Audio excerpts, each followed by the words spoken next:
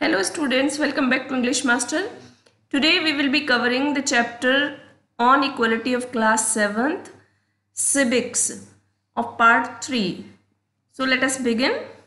Issues of equality in other democracies. So till now we covered what all issues we face as Indians on behalf of equality. हमारे यहाँ जो struggle है equality नहीं है, किन किन बेसिस पर नहीं है, वो सब हमने अर्लियर कवर किया. अब हम देखेंगे क्या ये इनइक्वालिटी जो है वो दूसरे कंट्रीज में भी है या फिर दूसरे डेमोक्रेसीज जो भी हैं वहाँ है ये या नहीं है. Let us begin. You are probably wondering whether India is the only democratic country in which there is inequality and where the struggle for equality continues to exist. तो probably आप वंडर करते होंगे कि डेमोक्रेटिक कंट्रीज जैसे कि India है और यहाँ इनइक्वालिटी एग्जिस्ट करती है, तो क्या दूसरे कंट्रीज भी जो डेमोक्रेटिक हैं वो सब ये चीज़ फेस करते हैं. The truth is that in many democratic countries around the world the issue of equality continues to be the key issue around which communities struggle. So this is not the only country, India is not the only country who faces discrimination, but there are other countries also who keep on facing communities struggle. सबके यहाँ issues रहते ही रहते हैं.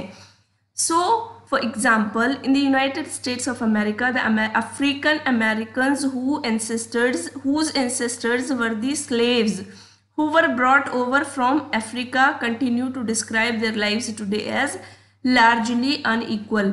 तो सबसे पहले किसकी बात आती है? अफ्रीकन अमेरिकन्स की आती है, जिनके एंसेस्टर्स जो पूर्वज थे वो कहाँ से आए थे?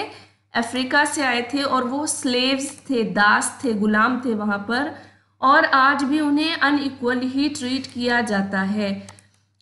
This despite the fact that there was a movement in the late 1950s to push for all equal rights for African Americans.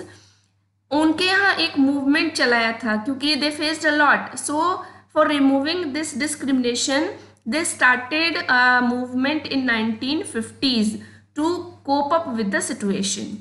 Prior to this, African Americans were treated extremely unequally in the United States and denied equality through law.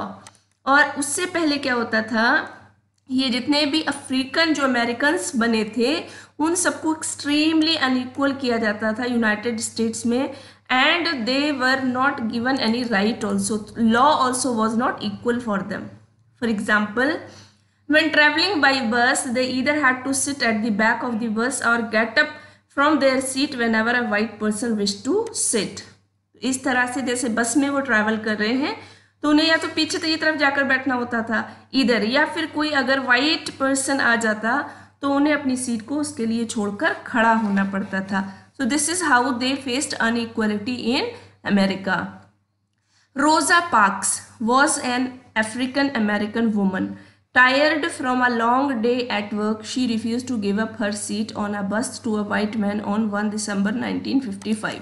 So this was the first lady who did not accept the rule. She refused because she was so tired. उसने बोला कि मैं अपनी seat नहीं छोड़ूंगी क्योंकि वो काम से थक कर आई थी. और ये घटना कब हुई? दिसंबर 1, 1955 को. Her refusal that day started a huge agitation against the unequal ways in which African Americans were treated. तो उस तरह से उसी दिन से ये एक जो है वो स्टार्ट हो गया एक movement, and which came to be known as civil right movement. और इस मूवमेंट का नाम क्या रखा गया? सिविल राइट मूवमेंट रखा गया. The civil right act of 1964 prohibited discrimination on the basis of race, religion and the national origin. तो इसमें 1964 में जो डिस्क्रिमिनेशन हुआ करता था उससे प्रोहिबिट मीन्स रोकने के लिए कि रेस को लेकर, रिलीजन को लेकर, या आप जिस नेशन के ओरिजिन है उसको लेकर जो था उसे ख़त्म करने के लिए मूवमेंट स्टार्ट हुआ, जिसमें एक एक्ट पास हुआ. It also stated that all schools would be open for African American children and that they would no longer have to attend separate schools specially set up for them. So earlier their schools were also separate, but now after the passing of the act in 1964, these African children were also allowed to study in any of the school they wished. However, despite this, a majority of African Americans continue to be among the poorest in the country. उसके बाद भी जो African Americans थे वो poorest थे उस country में. Most African American children can only afford to attend government schools that have fewer facilities and poor qualified teachers as compared to white students who either go to private schools or live in areas where the government schools are as highly rated as private schools. So school education was similar like Indians. Like we have very less facilities in our schools, same way they also had lesser facilities in their schools, and the ones which were like private schools, they were only for whites. So except from article 15 of Indian constitution, ये हमारा एक अंश है. उसमें क्या क्या था? Prohibition of discrimination on ground of religion, race, caste, sex और प्लेस ऑफ बर्थ. तो आप डिस्क्रिमिनेशन रिलीजन के नाम पे, रेस के नाम पे, या बॉय या गर्ल, या हमारी क्या कास्ट है, या प्लेस ऑफ बर्थ के नाम पर नहीं कर सकते. The state shall not discriminate against any citizen on grounds of religion, race, caste, sex, place of birth or any of them. No citizen shall on grounds only of religion, race, caste, sex, place of birth or any of them be subject to any disability, liability, restriction or condition with regard to. और ये चीज़ें disable होना, शारीरिक कोई परेशानी होना या फिर रेस्ट्रिक्शन या कंडीशन जो थे उनका इन चीज़ों से लेना देना नहीं था कि nobody will subject them with this. Access to shop, public restaurant, hotel और place of public entertainment, कहीं भी कोई भी जा सकता है. So it is easily access for all. The use of wells, tanks, bathing ghats, roads and places of public resorts maintained wholly or partly out of state funds or dedicated to the use of general public. और जो घाट थी, जो tank थे या well, कुएं होते थे पहले टाइम में जहाँ से पानी लोग फेच करते थे, सारी चीज़ें सबके लिए इक्वली अवेलेबल थी. So there was no discrimination among people. Challenge of democracy. Democratic countries कौन कौन से चैलेंजेस फेस करते हैं?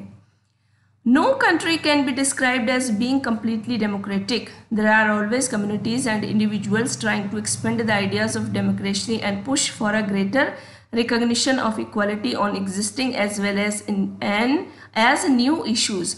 कोई भी कंट्री पूरी तरह से जो है डेमोक्रेटिक नहीं होता. हमेशा वहाँ पर कुछ कम्युनिटीज़ या कुछ इंडिविजुअल्स ऐसे होते हैं जो अपने आइडियाज़ पे उसको पुश करते रहते हैं और वही उनके लिए नए इश्यूज क्रिएट करते रहते हैं जो recognition of equality on existing, या जो हमारी इक्वालिटी होती है जो एग्जिस्ट करती होती है वो उसी को मानते हैं और नए नए इश्यूज क्रिएट करते रहते हैं. Central to this the struggle for the recognition of all persons as equal and for their dignity to be maintained. तो ऐसे में क्या करना चाहिए? सभी को इक्वल ट्रीट करना चाहिए. all persons should be treated equally. They should be recognized as equal and their all of their dignity also should be maintained. आप किसी को भी धर्म या जाति के नाम पर ऊंचा या नीचा नहीं दिखा सकते. In this book you will read about how this issue of equality affects various aspects of our daily lives in democratic India. हम इस बुक में कवर करेंगे कि किस तरह से इक्वालिटी जो होती है वो बहुत सारे एस्पेक्ट को हमारी डेली लाइफ में अफेक्ट करती है. As you read these chapters, think about whether the equality of all persons and their being able to maintain their dignity is upheld. जब आप ये चैप्टर पढ़ें तो देखें कि इक्वालिटी जो होती है सभी लोगों की कि यहाँ पर मेंटेन है कि नहीं है.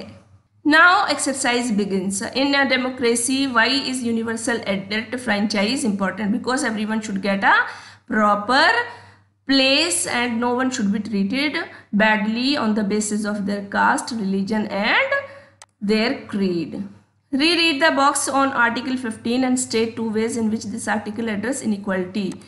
किस किस में इनइक्वालिटी को बताता है कि हमें कास्ट, क्रीड, सेक्स या फिर और के नाम पर हम एक दूसरे को अलग नहीं कर सकते. ईदर और birth of place birth.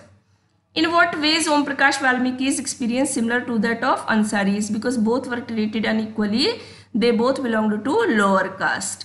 What do you understand by the term all persons are equal before the law? Why do you think it is important in a democracy? Because in a democratic country, everyone has the similar right and the leaders are also chosen from the public and by the public. So it is very important that everyone should be treated equally. So these another questions you will try to do on your own, and you will be learning these glossaries also, which is very important for you all. And the chapter gets over here itself. I hope you liked the video, students. Do subscribe the channel to get updated yourself. We'll soon meet in next chapter. Till then, take care. Bye bye.